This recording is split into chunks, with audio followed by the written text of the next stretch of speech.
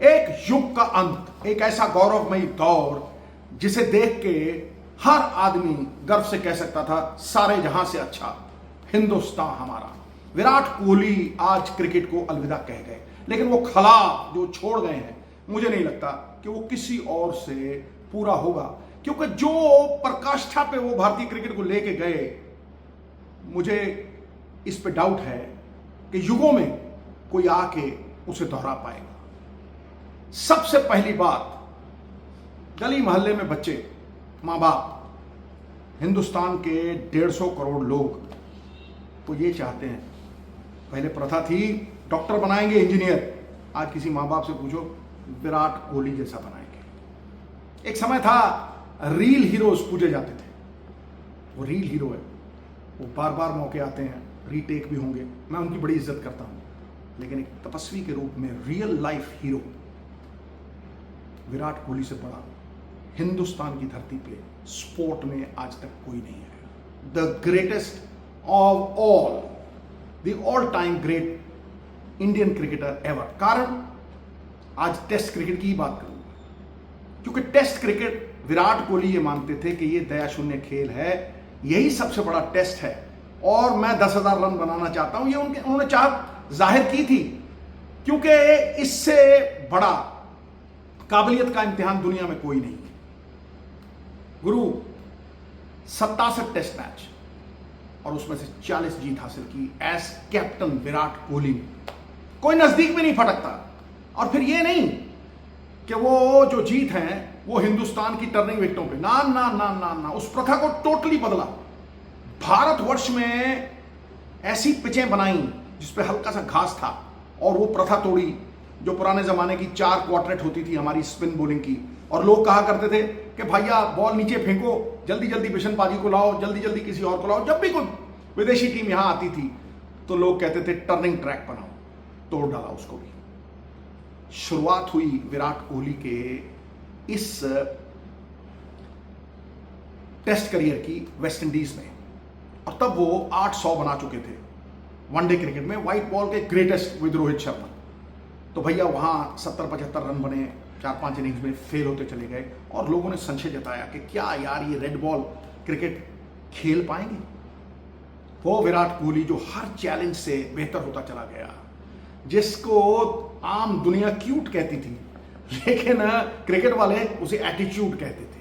The distance from earth to heaven is not a matter of altitude, it's a matter of attitude. वो जज्बा, वो never say die spirit, वो दिखी फिर Australia में जाके, जहां उन्होंने सारे प्रश्नों के उत्तर दे दिए। उस टूर पे जहां सौरव गांगुली, सचिन तेंदुलकर, राहुल द्रविड़, बड़े बड़े खिलाड़ी, सचिन तेंदुलकर, बड़े बड़े खिलाड़ी खेल रहे थे, वहां जाके अकेला बंदा था जिसने एडिलेड में वो 100 बनाया। और जब 300 चेज कर रहे थे हम, तो टीम मीटिंग में कहा we are going for it. 250 chase करने में थर्राते थे लोग कि ड्रॉ कर लो यार, निकल लो पतली गली से।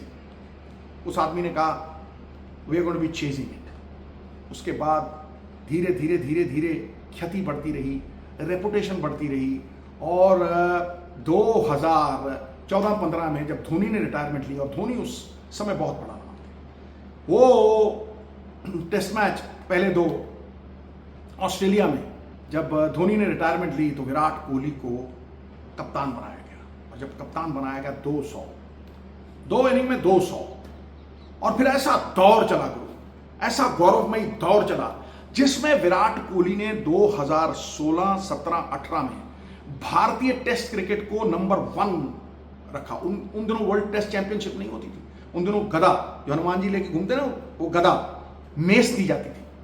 2016, 17, 18 में वो मेस भारत को विराट कोहली ने दिलवाई।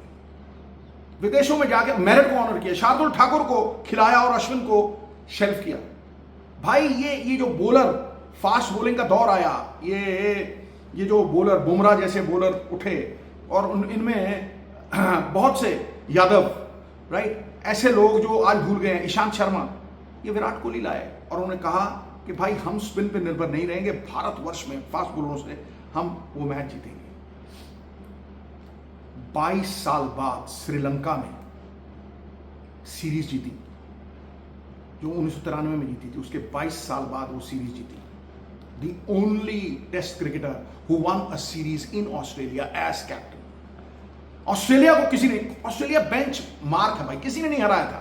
हाँ, जब हम ड्रॉ करके आते थे ना, 2003 में सौरव गांगुली ड्रॉ करके आया ड्राविड का वो एडिलेड में डबल 100, तो लोग सोचते थे यार हाँ हमने बहुत बड़ी मल्ल मारी है यार, ड्रॉ करके आ गए।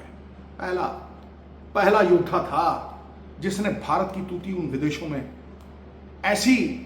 ऐसा झंडा फहराया कि दुनिया देखती रह गई दंग, क्योंकि था बंदा दबंग। वो पराकाष्ठा थी विराट कोहली की काबिलियत की, उनकी सोच की। देखिए, हंस और बगला मानसरोवर में इकट्ठे रहते हैं, लेकिन हंस मोती खोजता है और बगला मछली। दोनों की सोच में अंतर है। भारतीय क्रिकेट की अगर सोच बदलने वाला कोई था तो वो था। जब मैंने पहली बार कमेंट्री छोड़ने का निर्णय किया ना, 2012-13 की बात है वो, तो कोहली अपनी चरम सीमा पे थे। ऑस्ट्रेलिया के खिलाफ उन्होंने मतलब 302 बार चेस किया, अकेला बंदा 170 160। मतलब प्रेशर जब होता है ना, प्रेशर ही हीरा बनाता है। हजारों साल के दबाव के बाद दबाव में से हीरा निकलता है। Pressure is what you allow it to be. वो दबाव में पनपता था, सुरखरू रहता था, और जितना दबाव पड़ता था बिखरता नहीं था, निखरता था। इसलिए विराट कोहली की जगह कोई लेने की सोच भी नहीं सकता। और जब 2013 में सचिन तेंदुलकर रिटायर हुए, सबसे बड़ा सवाल था who will step into these big shoes. ना सिर्फ वहां आए 2013 में सचिन तेंदुलकर की जगह, लेकिन सालों साल वो गरिमा, वो गौरव, वो कीर्ति बरकरार रखी जो सचिन तेंदुलकर ने भारतवर्ष को दी थी।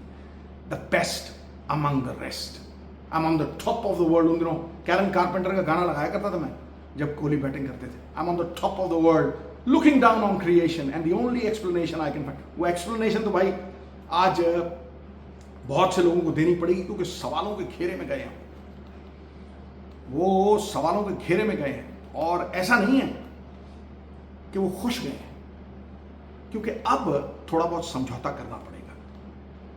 जो नहीं रहा उसके बिना जीना सीखना पड़ेगा। और मैं पहले भी कहता था, मुझे लगता है कि अब केएल राहुल को कहेंगे ओपन करो, और नंबर 4 पे या नंबर 3 पे गिलाएंगे, और साई सुदर्शन हो सकता है नंबर 3 खेलें या ओपन करें। और अब नीतीश रेड्डी पक्का खिलाना पड़ेगा आपको, चाहे आप 4 फास्ट बॉलर खिलाएं, चाहे, क्योंकि आपको बैटिंग की थोड़ी फिक्र होगी। जडेजा के नीचे आप नीतीश रेड्डी को लाओ।